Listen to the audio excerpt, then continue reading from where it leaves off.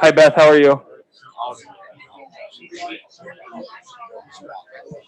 How are you doing?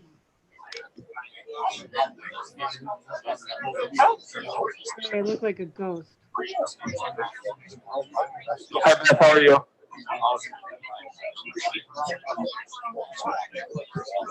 How are you doing?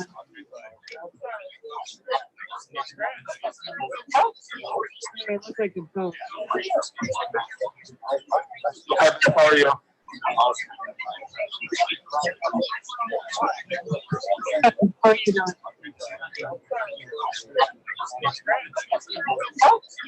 I look like a ghost. Hi,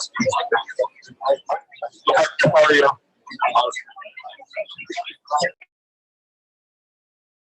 How are you doing?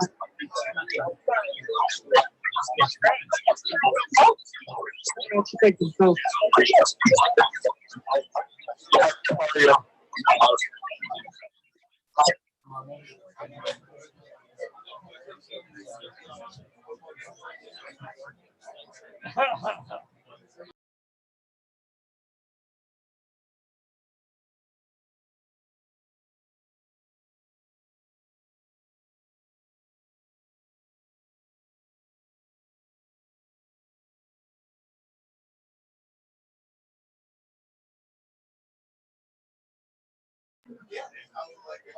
Laura, can you try to share your screen to make sure that works?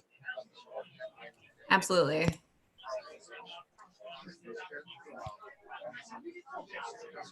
Let me know if you are Perfect. Thank you. okay. Excellent.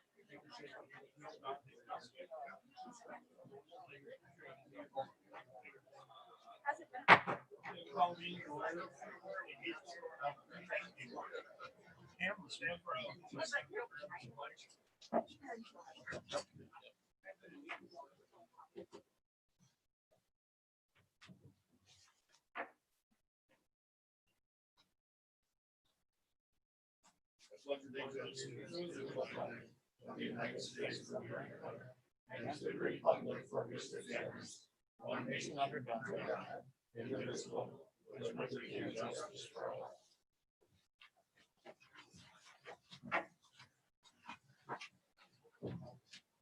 Roll call.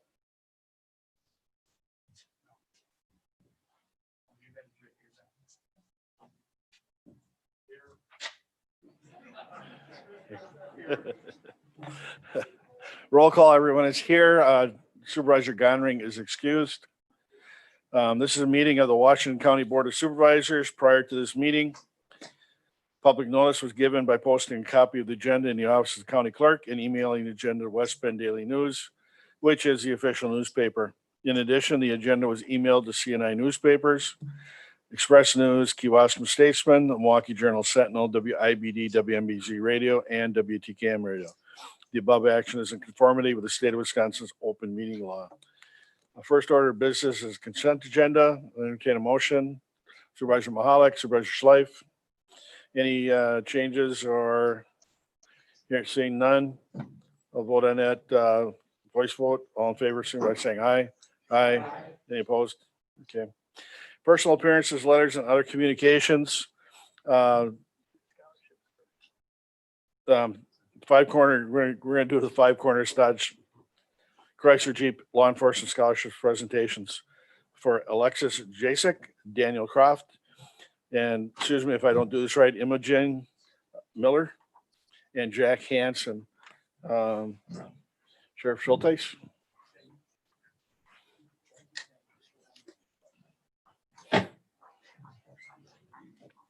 Good evening, everyone. I believe the owner of Five Corners is across the street, so he's actually making his way over here. So he's actually going to just be a couple of minutes late, but I can certainly start without him.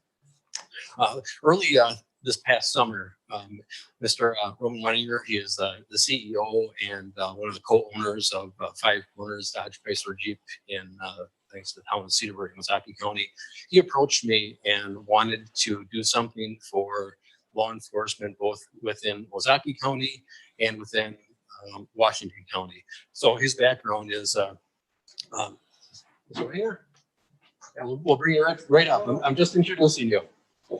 Okay. So Mr. Weninger is has ties to Ozaukee County through the car dealership, but he's also very active in the community within Washington County. He resides just in Slinger, just outside Slinger. I live outside of Slinger. Okay, so he's very, very active at Slinger School Board and within the community.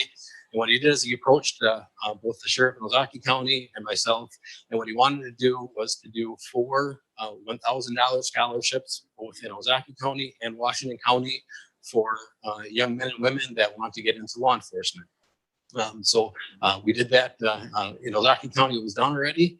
And so I let the kind of dust settle over there, and then I went through the process here of putting out application requests, and I went in front of the Public Safety Committee and I asked them if they wanted to be a part of the evaluation of all the applications, and they just simply requested that I do that and then come in front of the board here and do the presentation. So that's where we're at right now. But I can't thank Mr. Weninger enough for the community support that he's given. It's outstanding that he's doing that for from here. So we have 4 scholarship recipients from Washington County. One of them was not able to be here today, but if I could have Alexis Jasak come up.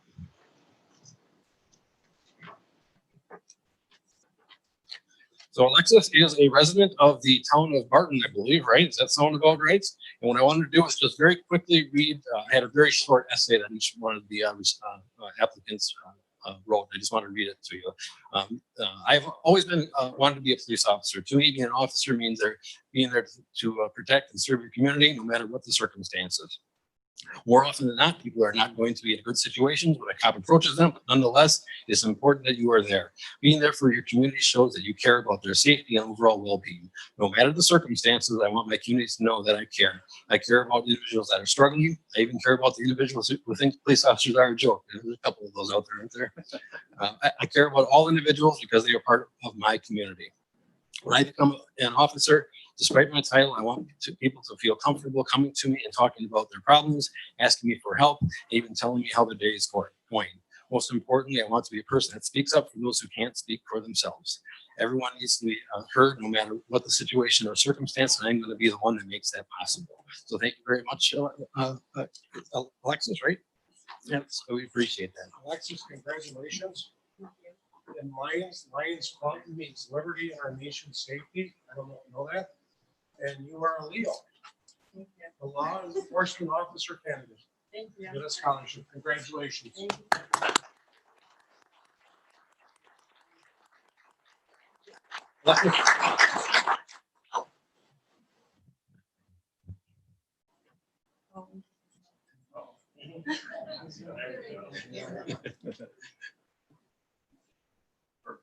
Awesome. All right, next individual is Mr. Croft. Daniel, would you mind coming forward? So Dan is a young man from the village of Slinger. And his resume said, since I was 4 or 5 years old, I've always dreamed of a career in public safety, and more specifically, law enforcement. Giving back to my community and living within it is something that I've strived to do throughout my life. Being heavily involved in extracurricular law enforcement programs has helped me shape my outlook and my knowledge on law enforcement today, and fueled my passion for it even more. Additionally, I understand that the job is very challenging at times and requires a strong body and mind. Through my many ride-alongs and acting as a volunteer firefighter, I've been exposed to things most people would ever dream of seeing or doing, which has shaped my decision-making and a passion for this profession. All in all, someone has to step up and do this job or everything else would fail. For these reasons and many more, I've decided to enter law enforcement profession. I could not dream of doing anything else. So thank you very much, Daniel. Appreciate it greatly.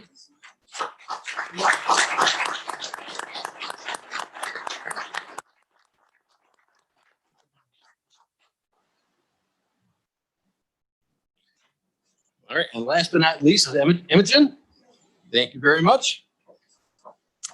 So Imogen's short essay reads, I want to enter law enforcement because I feel it is my calling. I have always been fascinated by the idea of serving my community and helping so many people from all different backgrounds. I also want to protect the citizens in any community that I choose to work. I believe all people have the right to live in a safe community, and I would like to be able to provide for the citizens I work for. I've been in the Police Explorer program for almost 4 years and have dedicated almost 400 hours to my community and would love to continue to do so. I have a passion for serving and feel this career is a fit for me. So thank you very much, Imogen. Appreciate it.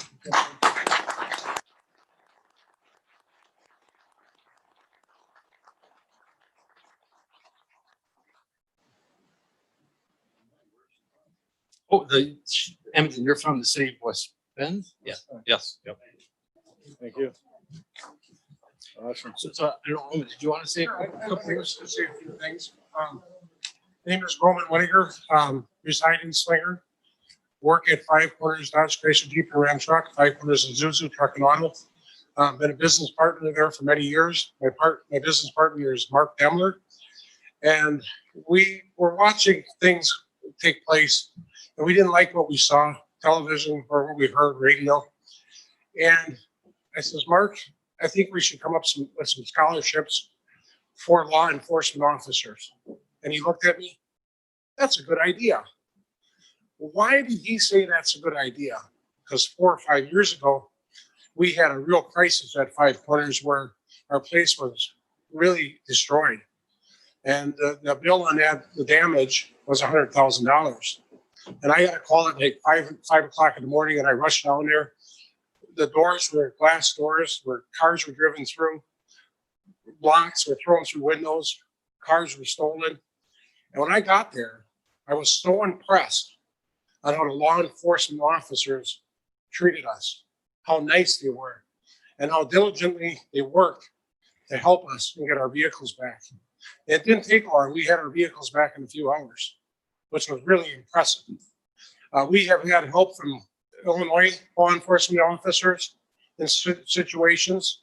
We've had trucks stolen. I mean, it's not like it happens often, but when it happens, we need the law enforcement officers to be there for us. And I really, really support them and I love them. I know a lot of law enforcement officers, maybe some because I got pulled over here and there. Little pedal to the metal, right? But one thing that I've learned is we communicate a lot with them. And one person in particular, a real compassionate law enforcement officer, and there are many of them. We were talking about cars and ditches. We were talking about tire issues. And he said, when he sees a vehicle in the ditch, he says he bets to himself that it's bad tires. And I says, really? He goes, yeah, 9 times out of 10, it's bad tires.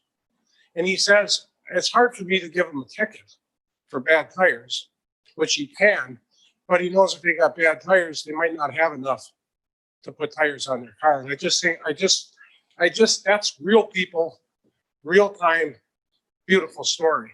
What that encouraged us to do is come up with every tire seal that you can think of and check tires. Because think about it. Cars going 80 miles an hour down the highway, coming at you, but they hardly have any tread on their tires. It's like no tread on your shoes and ice and snow. So we have a real passion to get people to change their tires. That's most important. Got dents on the car? That's okay. That's still safe. But if you got bad tires, that's not safe. So that law enforcement left a lasting impression on me. And I check people's tires, my kids' tires, say, hey, you got to get your tires changed. It doesn't take them long to bring the vehicles and get the tires changed. So it's very important. So that's just one story, but there's many more, and I don't want to take up all your time. But I want to tell you, we love law enforcement officers. And I like the fact that they call them Leos, because I'm a Leo. So with that, sure. So Thank you very much. really appreciate it.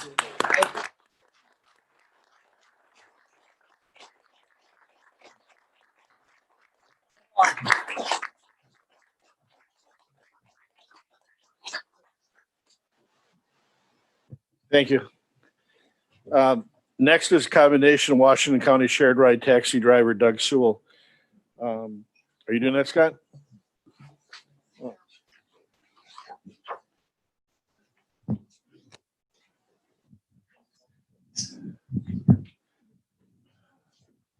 All right, so we want to make a commendation for Doug, and I'll read it for you. Whereas the Washington County Shared Ride Taxi provides the public shared ride taxi services and door-to-door transportation for the elderly and disabled within Washington County. And whereas on September 21st, 2020, Doug Sewell, shared ride taxi driver for Washington County since 2018, picked up his usual client and proceeded to take her to her destination when he noticed that she was slumped over and her walker was away from her. And whereas Doug Sewell immediately pulled over, directed dispatch to call 911, checked for a pulse, and began performing CPR to the best of his ability, continuing to do so until paramedics arrived. And whereas the life-saving effort is an authentic example of public servants going above and beyond in pursuit of providing essential access to services for all residents. Now, therefore, I, Josh Shulman, Washington County Executive, hereby commend Doug Sewell for his character, quick action, and demonstration of love for his neighbor, and encourage all residents of Washington County to do the same.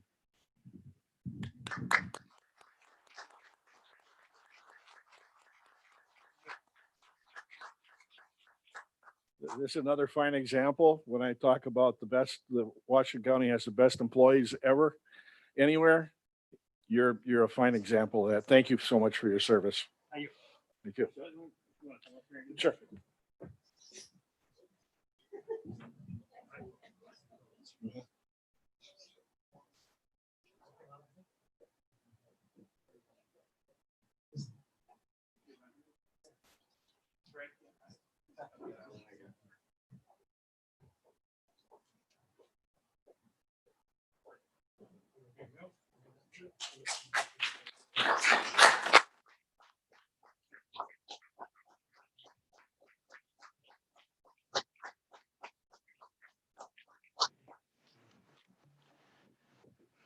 Okay, next on the agenda is Wall Workforce Development Board and the report or annual update. Laura Catherine is here. I want to let everyone know there will be questions at the end, but Laura has another engagement at 6:45, so please keep it brief if you can. You're on, Laura. Thank you. Thank you, Supervisor Creepall. I am going to share my screen here.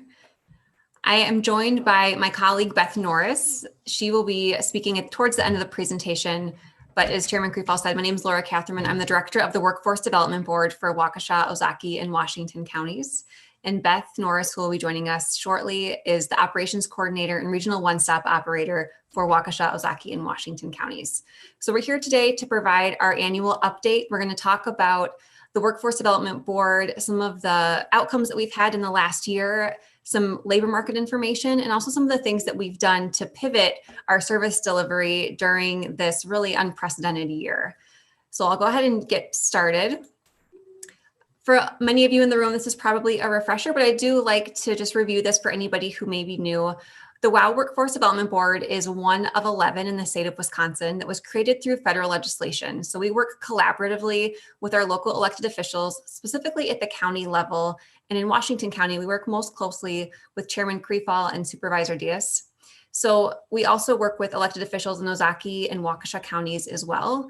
We work with economic development at the county level and municipal level, education. Moraine Park Technical College, for example, is one of our closest partners, and our private sector businesses. So our goals are really to address the immediate and long-term workforce needs for our 3-county region.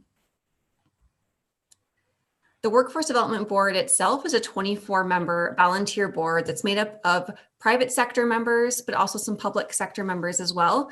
We are currently chaired by Dawn Schicker, who is with Continuum HR in West Bend. We offer programs for job seekers as well as businesses. So our job seeker programs are really focused on the Workforce Innovation and Opportunity Act, which is a federal workforce program that serves adults, dislocated workers, and youth. It also provides rapid response services. So if you hear about a business that has to lay off individuals or close, we come in to assist those individuals that are becoming displaced with some rapid response services to help them get reemployed or get new skills. That way they can go into a different industry. And we also operate the State Department of Corrections Windows to Work program. So we work with county jails and Huber facilities to help individuals get back into the workforce after incarceration. And the goal of that program is to reduce recidivism. So it's been a highly successful program for us and for the participants that have been involved in that as well.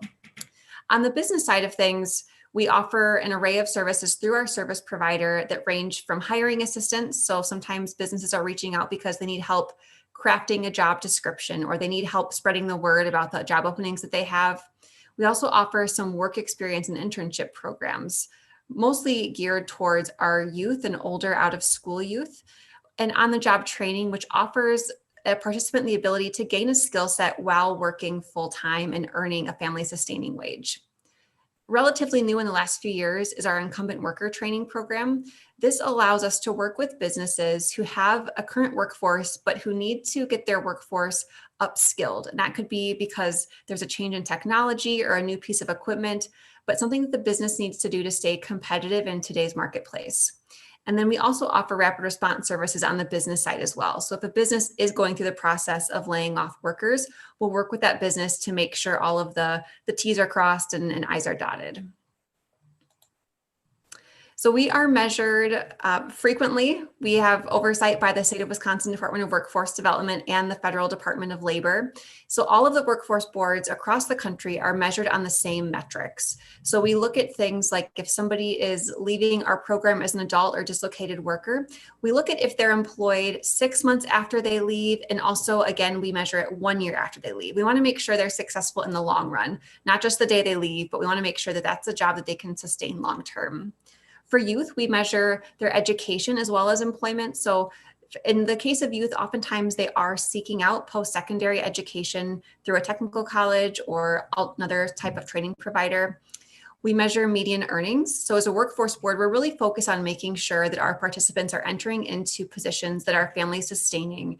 So we really monitor closely our median earnings. And that, again, is 6 months after somebody leaves. We want to make sure that they're sustaining those wages. We look at credential attainment and measurable skills gains. So for individuals that are attending training, we want to make sure that they're earning something that is going to be portable, that they can take into their job and into future jobs as well. And then soon we will be measuring our effectiveness in serving employers. This is a new metric across the country, so we're just gathering some baseline data, but we'll be looking at how many businesses are we serving across our 3-county area and how many of them are repeat customers. We want to know, are we delivering services the best that we can? And so measuring if they come back to us again will be a really good indicator to know how successful they were in working with us. So I'm happy to say that for program year 2019 through 2020, we're on a July 1st fiscal year. We met or exceeded all of our performance metrics.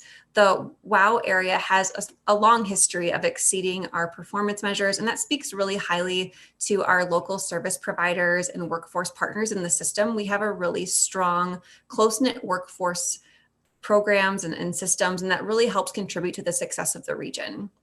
So for this most recent program year, through the Workforce Innovation and Opportunity Act, we served 353 individuals through our primary programs. So there's a little bit of detail on some of the demographics. We served about 45% male customers and 55% female. You can see there's a breakdown of how many of those individuals were ex-offenders, veterans, or had a disability. The age range is really spread across the board, which is pretty typical. So we tend to see people at all stages of their career journeys, people that are just starting out who have never been in a job before, and people who maybe have been laid off and need to find a new job at the age of 55. We are really proud of our average hourly wage when someone gets placed into employment. Our average wage for an adult working with us, when they find employment, the hourly rate is on average $21.22. For dislocated workers, it's $23.82, and for youth, it's $13.77. So very strong wages that really do well in our local region in terms of being family sustaining. In the most recent program year, we placed 190 of the individuals into employment. Others are either attending training or are still in the job search phase. We had 45 individuals complete on-the-job training with local employers. We also had 45 incumbent workers get trained to stay in their current positions and move up into other positions within their current employer. And we provided 32 different rapid response activities that related directly to layoffs in our region. This year, the Workforce Development Board went through a pretty extensive strategic planning process. And out of that came 4 key objectives that we're focusing on over the next few years. And the first one is leveraging partnerships to better serve our clients. So one thing that we became acutely aware of as a workforce board is just the extensive nature of the workforce system. There are so many different partners and nonprofits and resource agencies that provide fantastic services to our clients. And we want to make sure that we're really engaging them and working with them as best we can, so that way we can help serve our clients and offer them more services. So we launched a new website about a year ago. I shared that during my update in 2019 called the Workforce Network. And that was our first step at really getting the word out about some of these key partners in Washington County, as well as Waukesha and Ozaukee counties.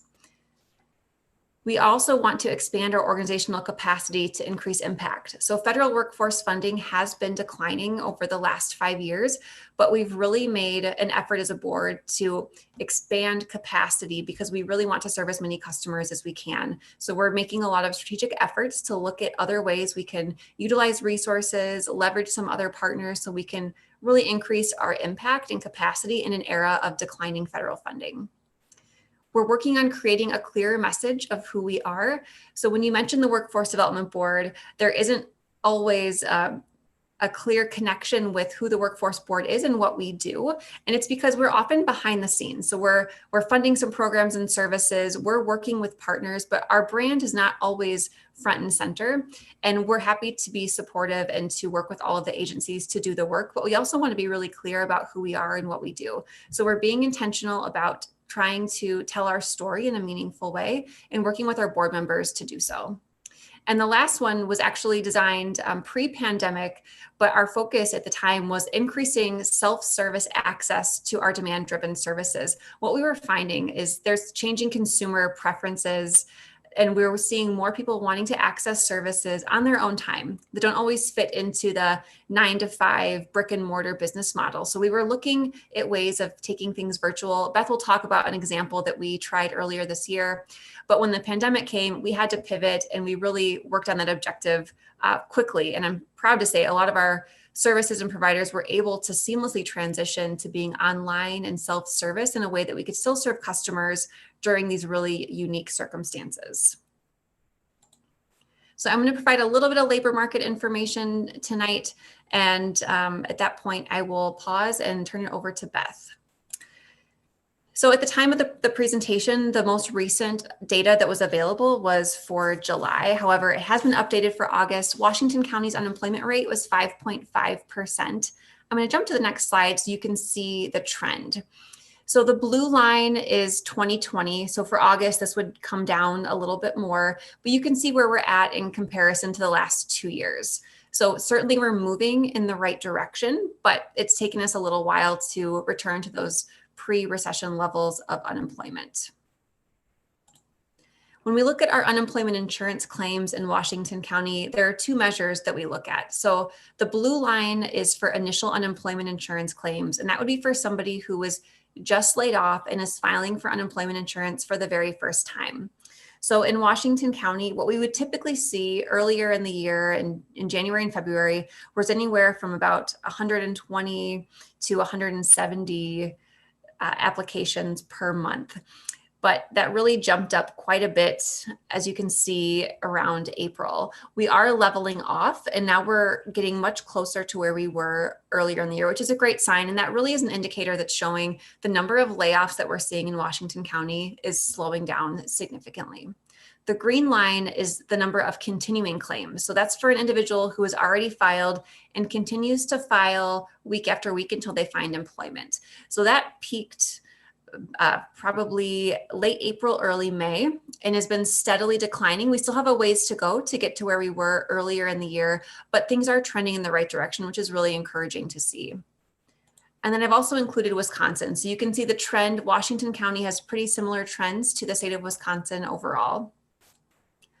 In the WOW workforce development area, the state looks at what are the top 10 hot jobs. So those are jobs that have high annual openings and also pay strong wages. So in the WOW area, our top jobs are sales representatives, heavy and tractor trailer truck drivers, general and operation managers, maintenance and repair workers, registered nurses, accountants, market research analysts, software developers, construction laborers, and security, commodity, and financial service sales agents.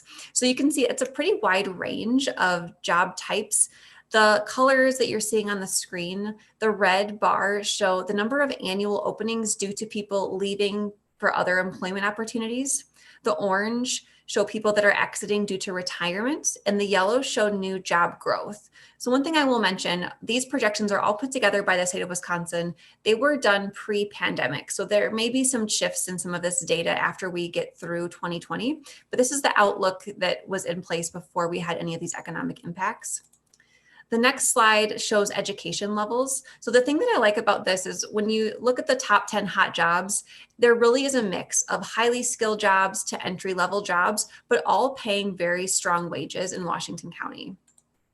So the median wage for those occupations that were listed ranged from nearly $40,000 for a truck driver to well over $100,000 for an operations manager. So a lot of unique opportunities, a lot of really rich employment opportunities here in Washington County. So with that, I'm gonna turn it over to my colleague, Beth, who is on mute. How about that? I'm off mute, right? Okay, hi everyone, I'm Beth Norris and I work with Laura Catherman as the operations coordinator for the Waukesha, Ozaukee and Washington Workforce Development System. That's where the services occur. And we have 2 locations in the Waukesha, Ozaukee, Washington area that are the delivery hubs for services. And I'm pleased to say that one of those is at West Bend, Marine Park Technical College campus.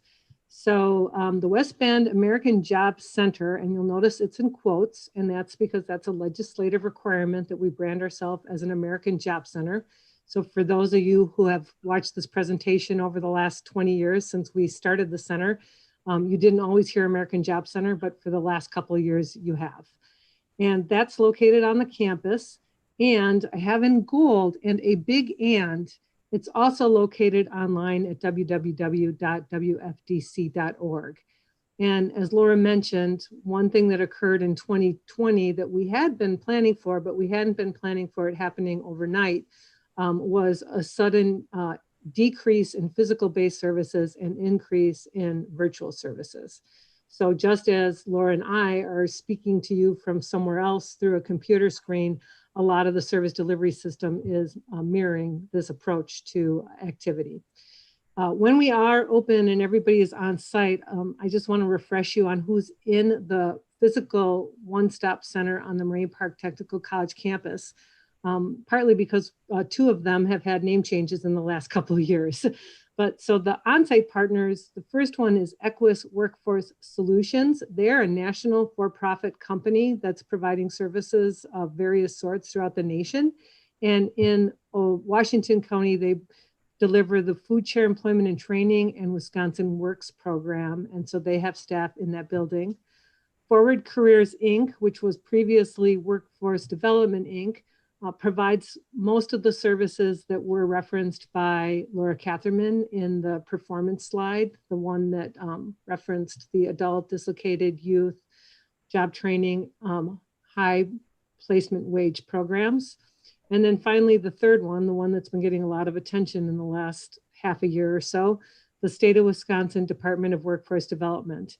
And they have 3 programs that are providing services in West Bend: the Job Service, the Veterans Program, and Division of Vocational Rehabilitation.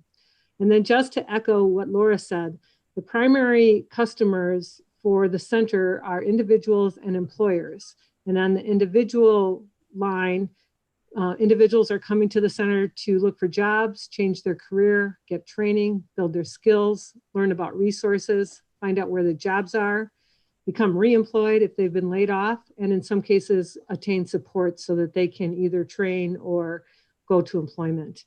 And the employers are coming because they need help finding workers. They're looking to take advantage of some of the programs to offset their training costs. They themselves might be looking to train their workforce or get training themselves on things like labor law. They're also looking for resources, and they're always looking for labor market information. Next slide. So the big change in 2020 will come as no surprise to you. But in the first quarter of the calendar year, We had 1,529 individuals that came into the West Bend location on the Moraine Park Technical College campus. And that would have been our primary method of delivery for that quarter. And then as a result of the sudden change with the pandemic, the second quarter of 2020, we had remote and virtual services occurring. And it's not a one-to-one relationship because we can clearly tell the difference between someone who walks into West Bend versus someone who walks into Pewaukee or Waukesha. But we don't always have the same, can't tell the difference when it's a virtual connection. But in that second quarter of 2020, we had 6,441 virtual connections.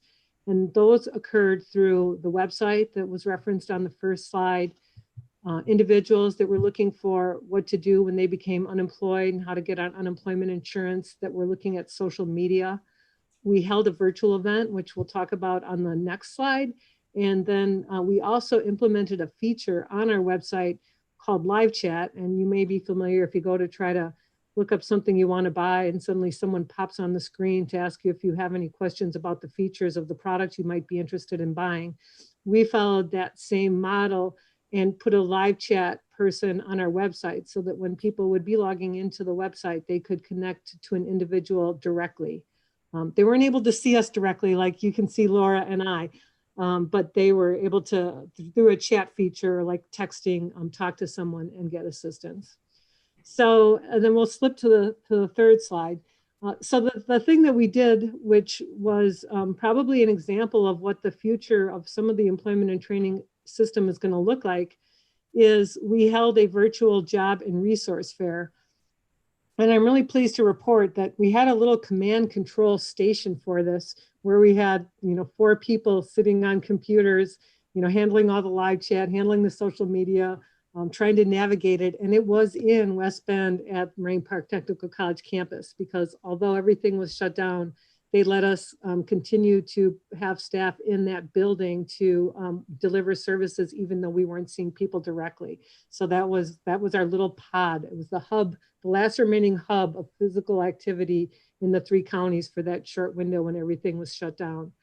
We had planned on doing this, and then the pandemic hit and we were all scrambling to go remote. So we abandoned doing this. And then instantly everybody said, can we do this with you? Because everyone was looking for how to deliver services. And so we ramped it up remarkably fast. Believe it or not, we used a company from India that we were meeting with in the few hours of the day that sort of matched our various schedules. And we had 52 booths that were part of this virtual job fair. And for those of you that do gaming or have children that do gaming, it literally looked like you were going into one of those games in terms of what it felt like visually. We had over 2,000 people that registered to participate in the job fair. We had over 1,200 that attended. And interestingly, we had 133 different individuals that we weren't exactly sure who they were, but based on the email address that they used to register, we could tell that they were coming from an educational institution. And so that list just shows that we went all the way to Michigan and I think Minnesota as well. And then we had a lot of Wisconsin that were clicking into the job fair. So we learned a lot from this event. One, we had jobs that were available all through the pandemic. And as you can tell from some of the slides that Laura showed, we still have a lot of jobs that are available, and really we are rebounding from that shock pretty quickly. And so, it was interesting to see how well both the individuals in our communities were able to participate in a virtual job fair, and also how we as a system were able to participate and deliver a virtual job fair. So the employers were learning, the people in the system were learning, and then obviously some consumers were used to this kind of thing, but a lot of people, it was a first time. So we had people all across the digital literacy range that participated, but I did just put one comment on there that people really seem to embrace the opportunity to use that platform. And so I think as we go forward, we are not fully open back in West Bend, although we are gradually opening and we have some services that are being delivered out of there. But I think it'll be a slow return for the majority of the agencies for many different reasons.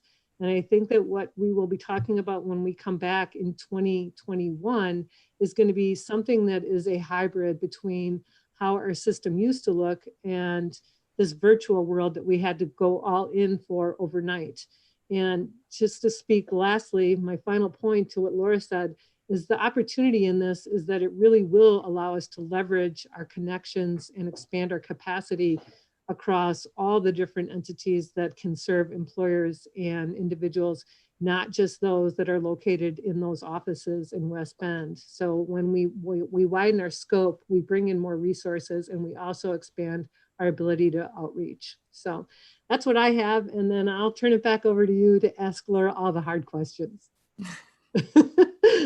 So that's our official presentation. I just want to echo, Beth talked a lot about the virtual service delivery, and I think we were really fortunate to be located in the communities that we are, because when all of this happened in spring, of course, nobody expected this, but they really embraced some of the things that we were trying. So this virtual job fair was new for us. It was really a learning process, but the community really rallied, and we had a lot of partners who were willing to work with us and really join the effort. So it ended up being this really big community kind of regional effort that in the end resulted in an opportunity for our businesses and job seekers that we otherwise wouldn't have had. So there were some bright spots in a really difficult time, and the board was really supportive in us being experimental and piloting some new things. So thank you for those of you that have lent your leadership and expertise to the board over the years. And I said I would stop, so I'm going to stop and leave some time for questions. Okay, you have 5 minutes. Questions. Yeah.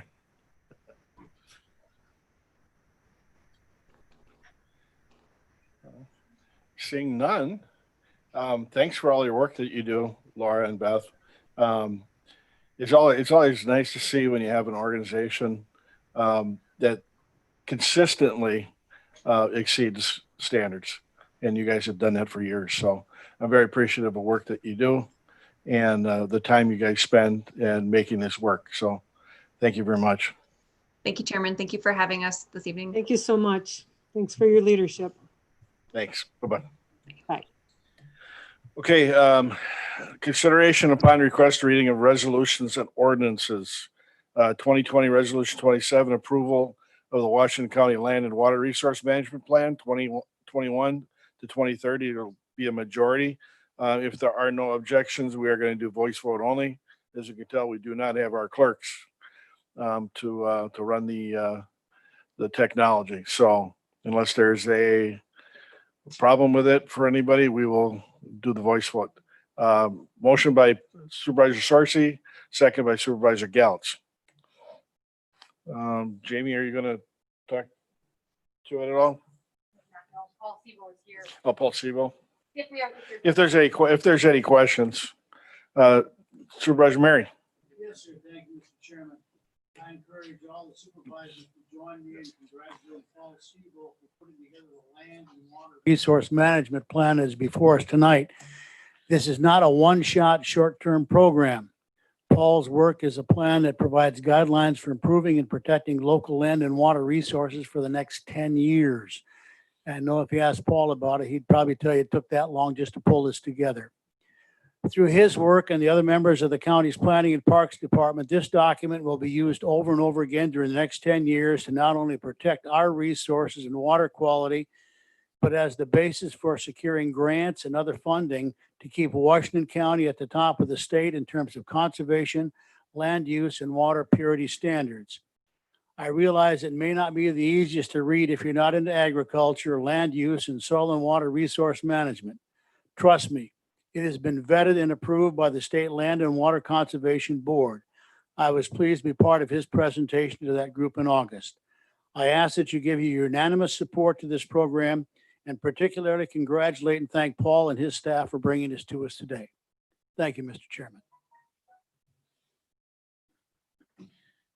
Okay, seeing no further discussion, we'll vote on this.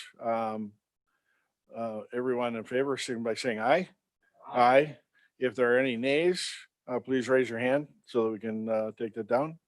Motion passes unanimously. 2020 Resolution 28, transfer from the general fund, Sheriff's Office specialized equipment and training. This will be at 2/3 of the elect. Are there any questions regarding? I'm sorry, motion by Supervisor Markwart, second by Supervisor Kelly. Supervisor Mahalik. Thank you, Mr. Chairman. Just because we have the sheriff here, if obviously these are broadcasts, so if you could just go over the specialized equipment and training real quick. I know we have it in our packet, but just to take the Reader's Digest condensed version, that'd be great. Thank you. Absolutely. So one of the first things that when I took office, one of my responsibilities, kind of do a gap analysis. What are our capabilities at the Sheriff's Office? What do we need to improve upon? What can't we do? And one of the glaring options to me, areas to me, was the ability to deal with unlawful assemblies, especially in this climate. The initial plan with my predecessor was that the state of Wisconsin wanted to have strategically placed trailers throughout the state that had riot gear in it that would be able to respond to locations where there was civil unrest. That plan actually never came to fruition, and quite honestly, even if it did, when you have the civil unrest throughout the entire state, those resources would have been used up very, very quickly. So one of the things that I think is important to do is to have the capability, not only for the Sheriff's Office, but that we can support the municipalities within Washington County if they have civil unrest. And the gear that I'm referring to, it's the riot gear, which is like plastic shields, they're polymer batons, leg shields, helmets with masks on them. And it's the type of equipment that, quite honestly, I hope we never need, but we could also need it tomorrow. So I broached this during my budget that I wanted to actually put it in my budget for next year. And I can't remember if it was through my budget meetings or through public safety, but I was encouraged maybe to actually try to get the stuff ordered sooner than later. And that's what kind of brings me before you tonight. And it's for the riot gear itself is about, there's 20 sets that I was recommending, about $1,300 a set, and about $10,000 for training for our personnel. And the training we might not be able to do right now. Training is very hard to come by, but the gear we can get ordered right away. Well, I can't believe there would be a negative vote here. Thank you. Supervisor Schleif. Thank you. Mr. Schulteis, there was a little unrest in Germantown a week or so ago, and I know you assisted the Germantown police. Would you have used this kind of gear, or was there no need? So there was an operational plan that was in place for when Wauwatosa's decision came up. If you're not familiar with it, the police chief of Wauwatosa lives in the village of Germantown. So we worked real closely with the village of Germantown to have operational plans in place, specifically if some civil unrest came to be there. The riot gear is not necessarily your first option. I mean, you don't want to escalate things. So you just have a police presence. That's kind of what most agencies do. But you also have to have a plan B if you need it. So we would have had that equipment down there. Correct. Thank you.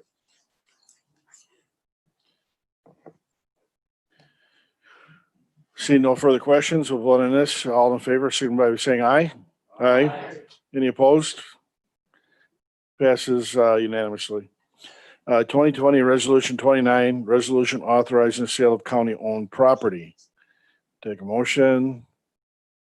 Supervisor Mary, Supervisor Smisek. And I'll let Attorney Stern talk about it a bit. I had prepared a report for the packet. So if you've had a chance to read that, it sort of tells the tale as to what this is all about this evening. Essentially, this is selling a very small, about a 0.25 acre parcel of property that the county jointly owns with the city. And the purpose of the purchase is to allow a driveway to be built so that there can be access to a business that's going to be built on a larger piece of property that's adjacent, that is currently landlocked.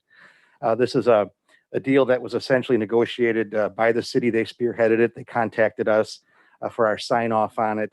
And so that's basically in a nutshell what this is all about. I'll answer questions to the best of my ability, but much beyond what's in the report, I really couldn't say. Supervisor Kelly. Attorney Stern, where would the proceeds from this sale be dedicated? It's a 60-40 split. We own 60% of the property and the city owns 40%. It's proposed to be about a $10,000 sale. So we'll get $6,000 of that. Where that goes, I don't know exactly how the finances work and where that gets put into the county. I would imagine the general fund and distributed accordingly.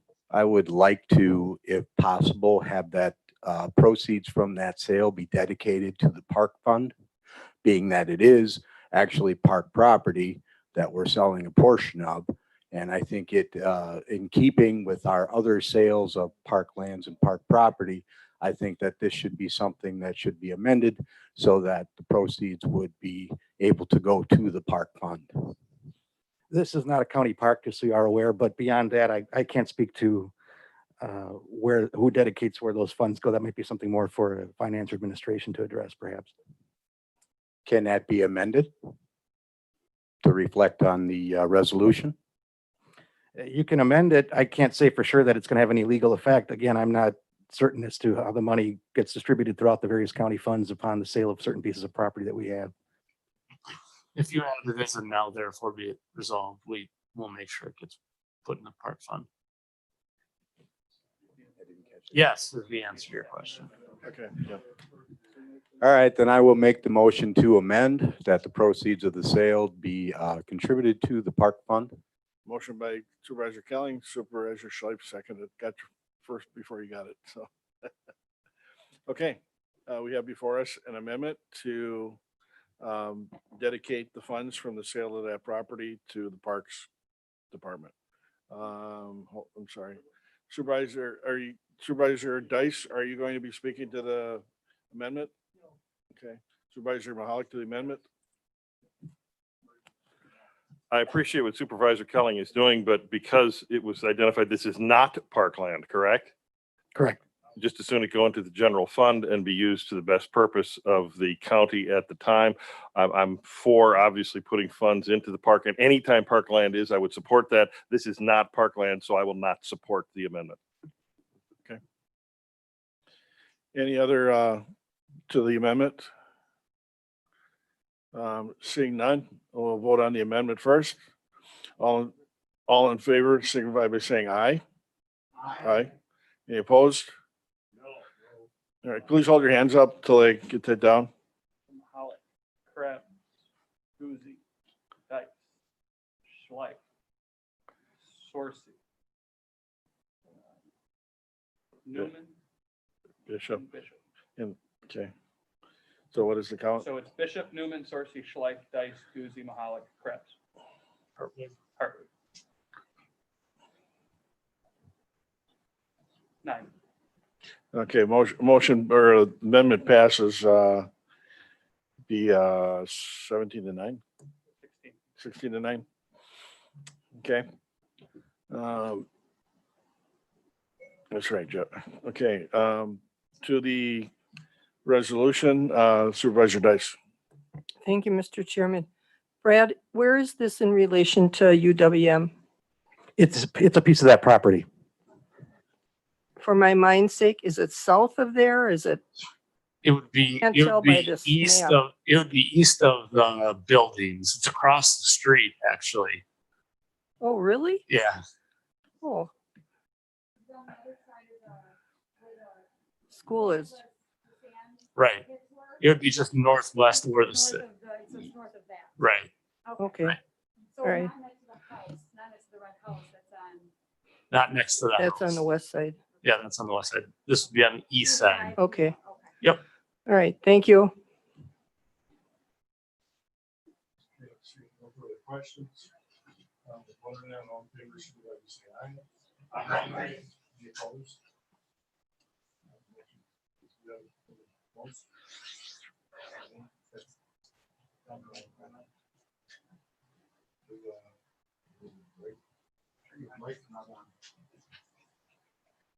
We'll take a 4-minute break before we're going to close.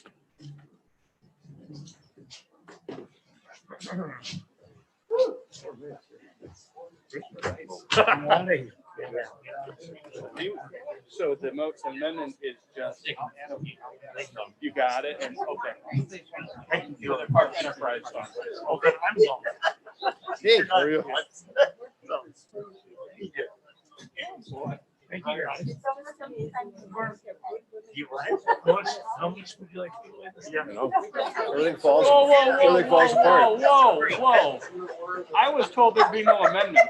Okay, We're talking about. and did I not do that? The Okay. drug stuff. It's the drug stuff. Overdressed. Hydroxychloroquine? Yeah. See, Thank you.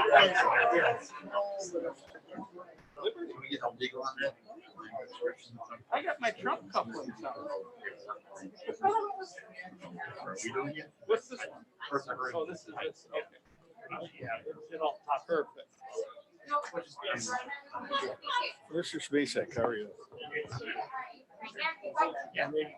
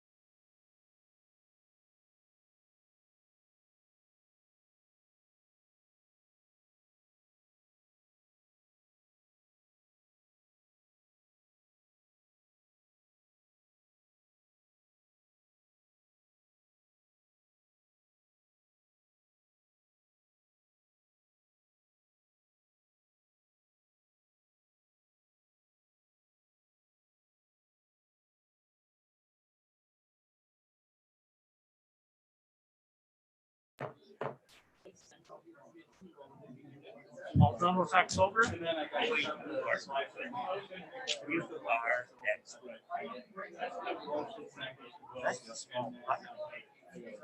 That's from October 21st, 31st, 10 days, a third of the month. Okay, we are back in session. That's it about that stuff. Yeah. Okay. All right. Just to reiterate, make sure when we go into closed session, make sure your phones are off and not recording anything. Next meeting date, Wednesday, November 11th, 2020, 6:00 PM. I will entertain a motion to convene in closed session pursuant to 1985 1G Wisconsin statutes conferring with legal counsel for the governmental body who is rendering oral or written advice concerning strategy to be adopted by the body with respect to litigation in which it was involved, specifically to discuss the status of the national opioid litigation to which the county is a party. I'll entertain a motion. Motion by Supervisor Shaldron and Supervisor Hartwig. We'll have to do a roll call starting. We have to do a roll call? We have to do a roll call. Yeah, because it's not. Just say aye as we go through.